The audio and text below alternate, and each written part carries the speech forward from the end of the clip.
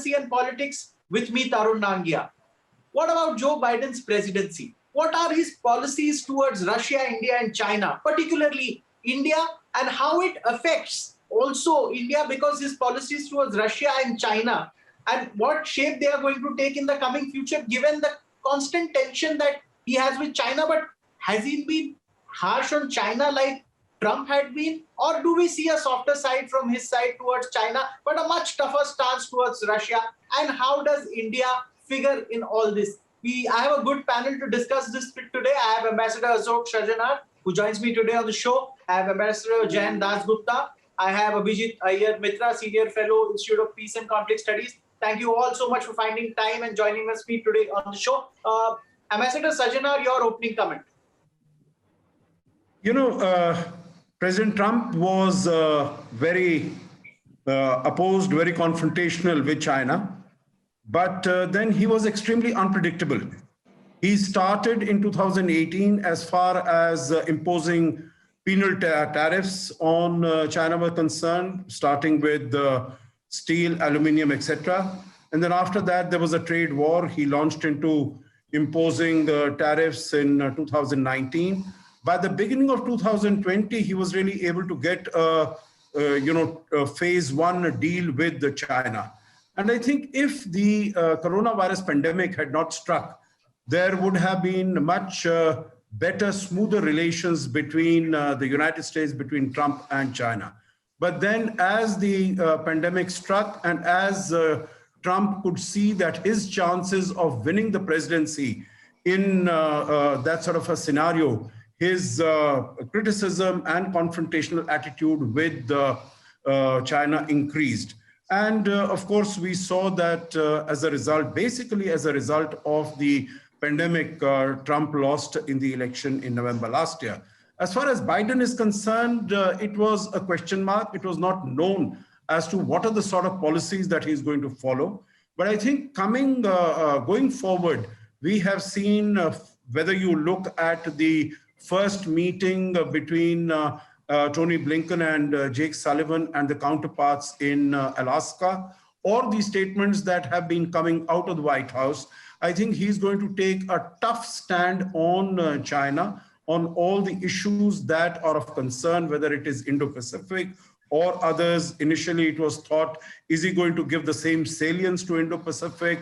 Is he going to give the same salience to Quad? So we have seen, not only has he given the same importance by appointing a coordinator, a senior coordinator for the Indo-Pacific, that is Kurt Campbell, but he has also held the first summit of the Quad countries. So I think as far as China is concerned, of course, there are areas of cooperation, whether it is climate, whether it's nuclear non-proliferation and so on and so forth. So there we'll need to work together. As far as Russia is concerned, I think he is, because he's a Democrat and the Democrats think that Trump stole the election because of the assistance of the Russians. That is why they have this angst against Russia. So also in the 2020 elections, they think that Russia acted to favor Trump in some way. There are other issues, Ukraine, Crimea, this amassing of troops on the Ukrainian border, Alexei Navalny, violation of human rights, cyber attacks. So the pushback against Russia is going to continue as far as Trump is, as far as Biden is concerned. That is not good news for us. Point taken. So pushback against Russia and Russia to continue. That's going to be the theme. Ambassador Dasgupta, your opening comment. I think you're not audible. Am I audible now? Yes.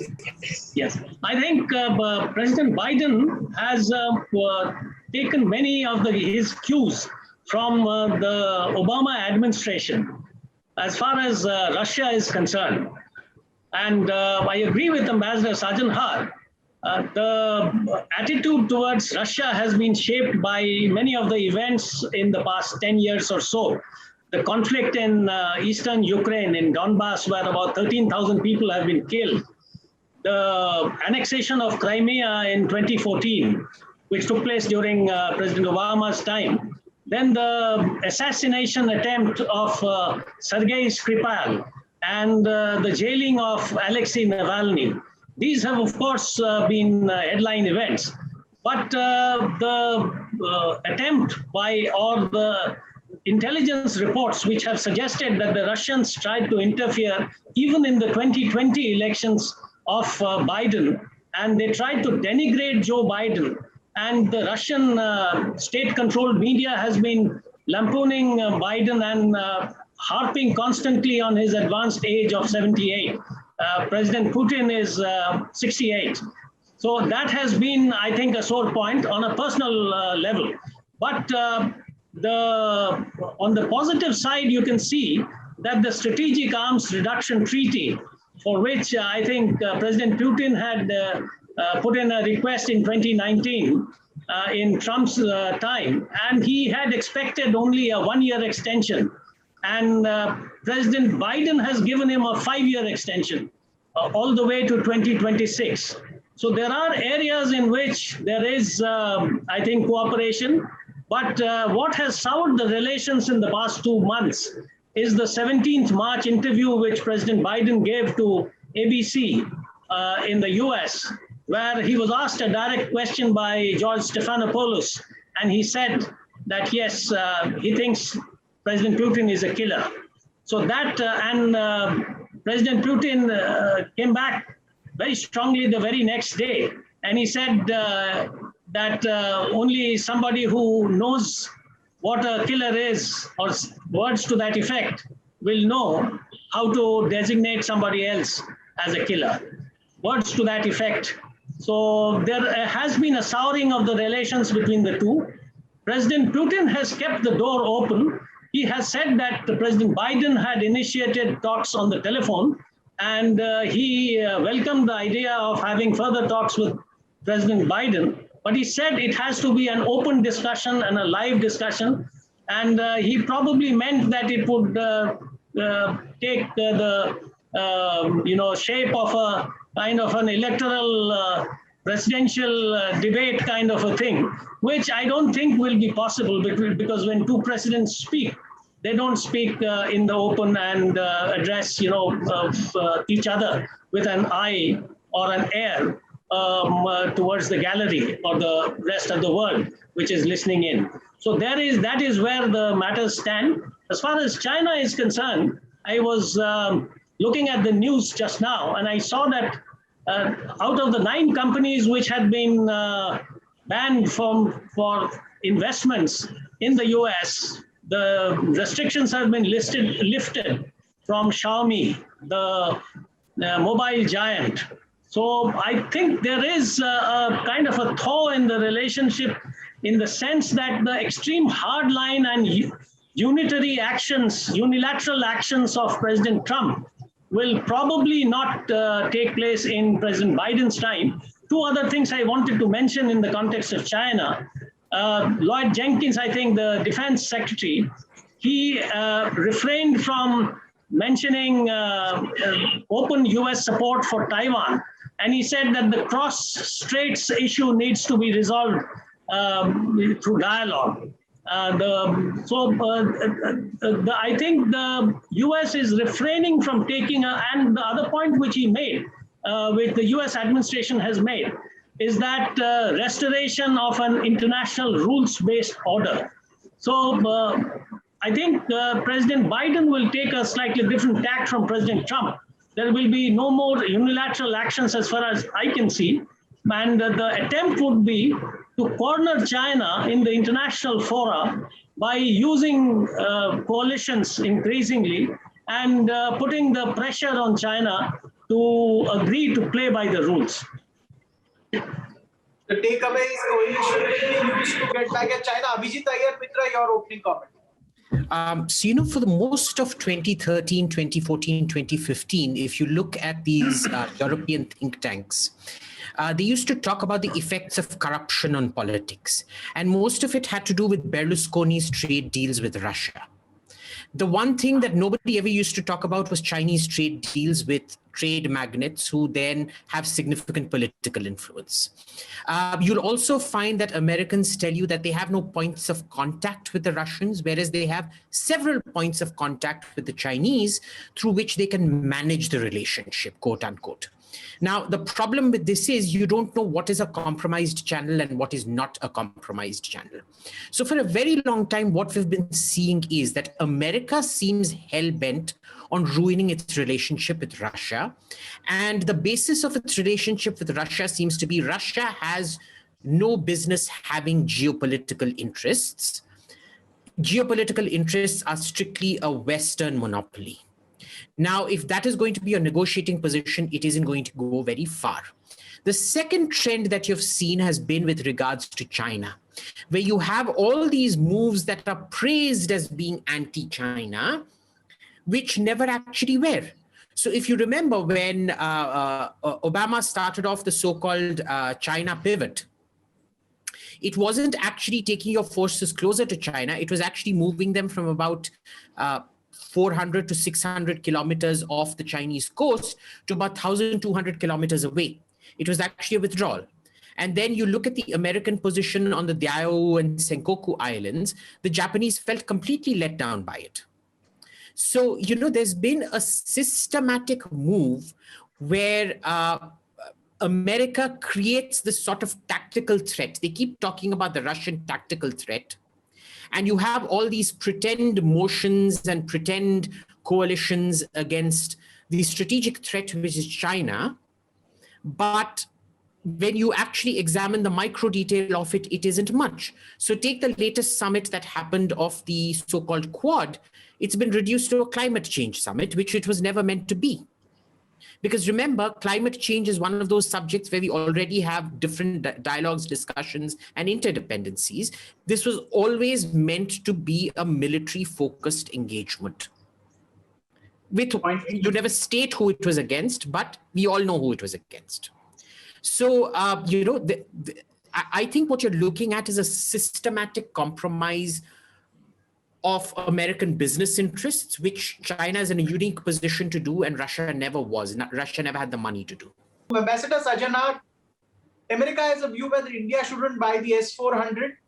On the other hand, we also have a tough problem now going on at the border with China. There was news of troops moving in at the border, as they say. How would India tackle all of this? You know, America is getting demanding, but is it really supporting us? Oh, yes, I think it is. For the last 20 years, Tarun, our relations with the United States have continued to grow, irrespective of which government has been, which party has been in the White House, which party has been in power. Across the board, whether it is business, whether it is Congress or the White House, our relations have continued to grow. And the same is true as far as India is concerned, irrespective of which party is in power, which conglomeration is in power, the relations have continued to grow. And I don't see that there is going to be any difference. What we have seen in the more recent past also, the two specific aspects that you referred to.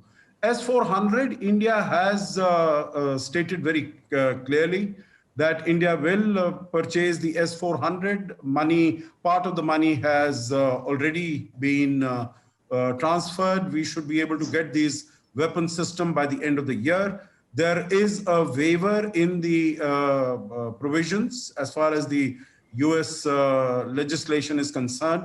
And I am very hopeful, of course, when Lloyd Austin was here, Secretary of Defense, and he was asked the question, he said the weapons have not come to India, so the issue of sanctions does not arise.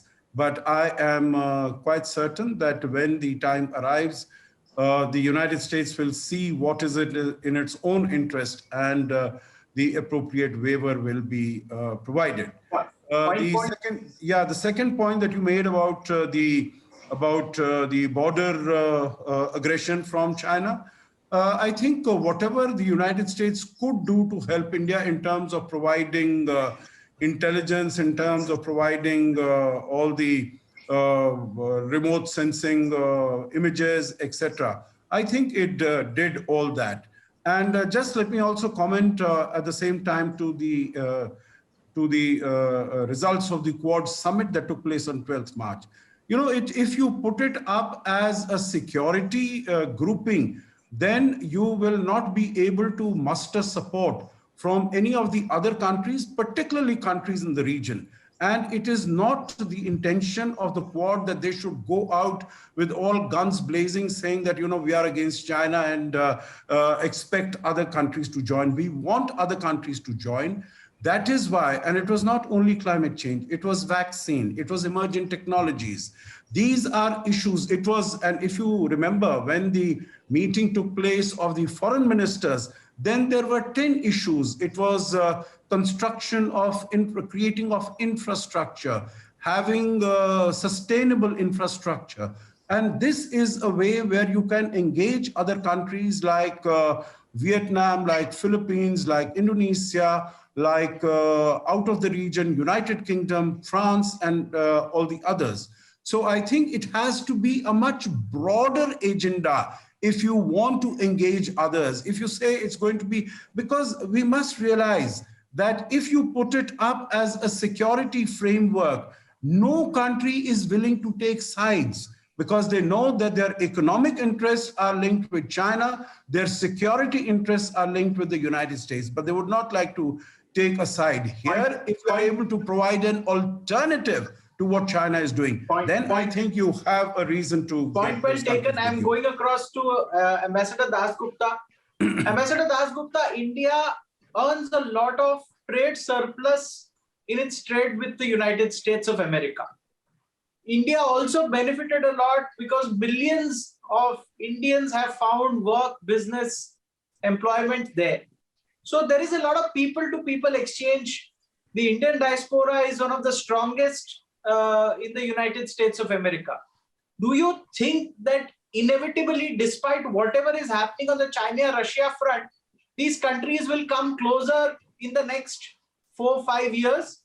Because it will not matter who the president is, geopolitical and trade will force them to take those actions, that these countries are destined to come together. Do you think that is true? Yes, I think so, because of two reasons. One, because of the hegemonic ambitions of China, because of their open aggression, which they have unsheathed in the past, maybe 5-6 years. And all along our long border, they have engineered skirmishes, they have taken aggressive gestures or measures, and they have intruded or tried to intrude into our territory. So we have a common threat, and the ganging up of China with Pakistan, which at best is a very, very unstable kind of a dispensation. So we do feel that threat, and Quad has come in, and we have also announced our intention of becoming a strategic partner, which we have become, of the US.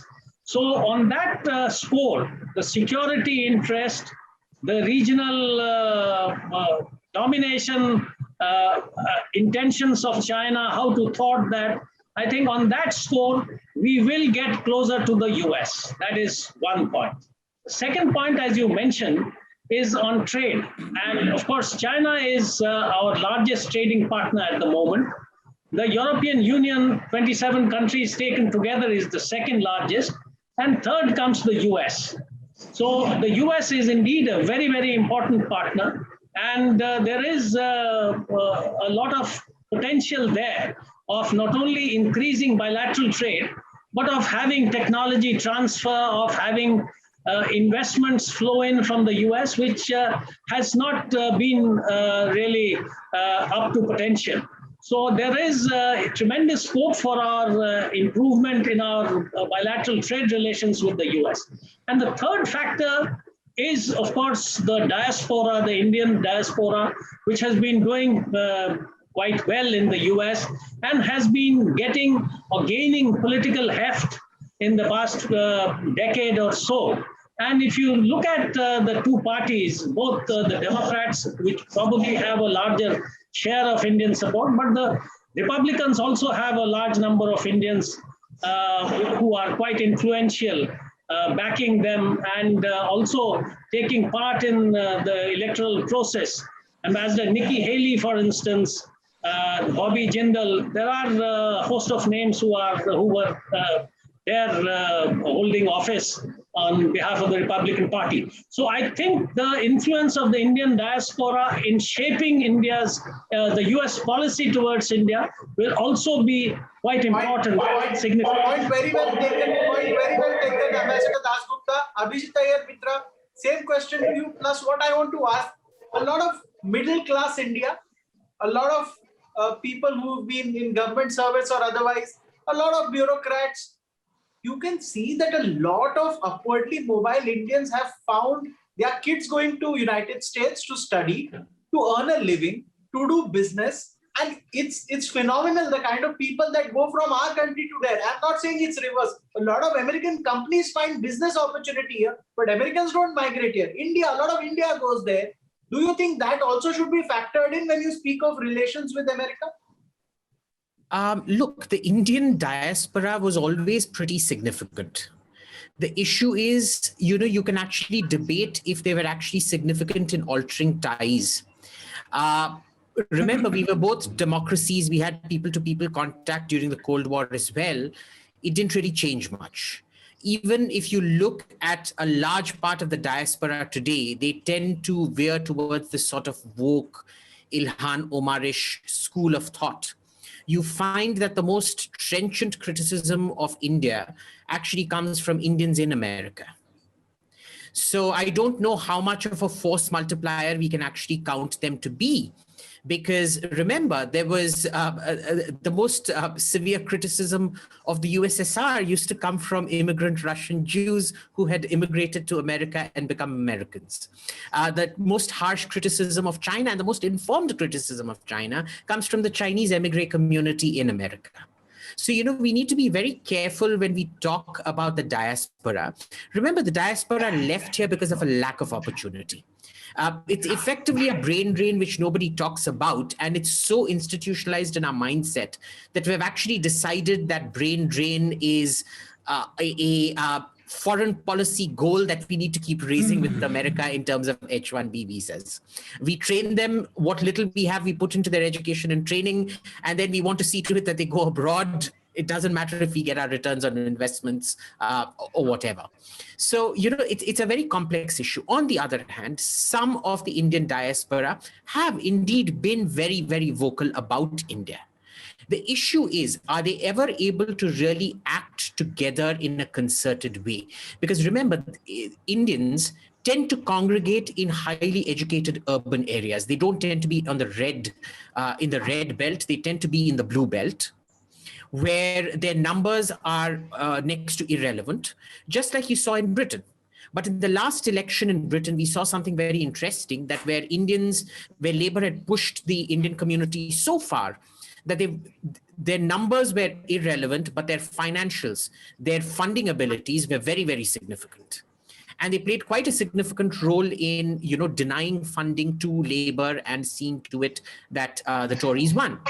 Now, are they able to pull this off in America? I doubt that very much, because I think different Indian diaspora factions tend to hate each other more than India and Pakistan do. So, it requires an extraordinary amount of community contact and shepherding to get them to act in a cohesive way and have a proper diaspora policy. Point well taken. A couple of quick points when I end the show. Given the economic climate post-corona, what the world is facing, the demography of India, I think a lot of Indians will look forward to working in foreign lands. It has this aspect of lack of opportunities, which we have, I think me and Abhijit discussed also in a recent show about why Indians go abroad. But I was speaking to a politician not too long ago, and he said people export whatever they've got in abundance. So I asked, what do we have in abundance? He says, a lot of people. So we want to export people abroad. I don't know if he meant it in a serious sense or he said it in a lighter way, but that is what it is. Thank you so much, Ambassador Sajana, Abhijit Iyer Mitra, Ambassador Dasgupta, for joining us at a short notice. Look forward to you joining us on future shows also. Thank you so much.